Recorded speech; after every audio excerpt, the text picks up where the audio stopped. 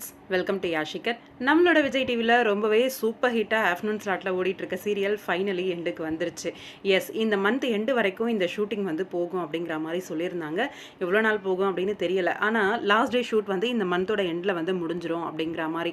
S, நம்மளோட விஜய் டிவியில் பொன்னி அப்படிங்கிற சீரியல் வந்து போயிட்டுருக்கு. உங்கள் எல்லாருக்குமே தெரியும். இந்த Ponni serial last day shoot வந்து இந்த மந்தோட எண்டில் வந்து நடக்க போகுது அப்படிங்கிற மாதிரி இன்ஃபர்மேஷன் வந்திருக்கு.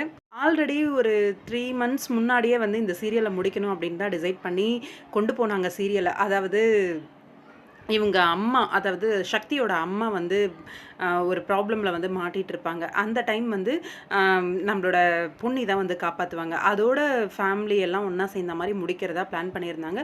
ஆனால் சீரியலோட டிஆர்பி நல்லா போகவே சரி ஒரு கொஞ்ச நாள் வந்து எக்ஸ்டெண்ட் பண்ணலாம் அப்படின்னு எக்ஸ்டெண்ட் பண்ணாங்க.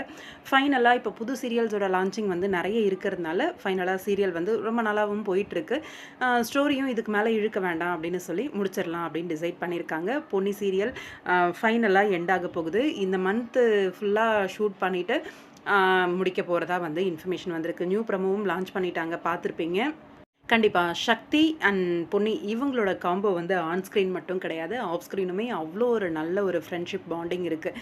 அந்த ஒரு நண்பன் அப்படின்ற ஒரு விஷயம் வந்து அவங்களோட மேரேஜ், அதாவது நம்ம வைஷுவோட மேரேஜ்லேயே பார்த்துருப்பீங்க. எல்லா இடத்துலையும் அவ்வளோ ஒரு சப்போர்ட்டிவாக, அவ்வளோ ஒரு பெரிய விஷயம் இதெல்லாம். பிளஸ்டு அப்படின்னு தான் சொல்லணும் நம்மளோட வைஷு.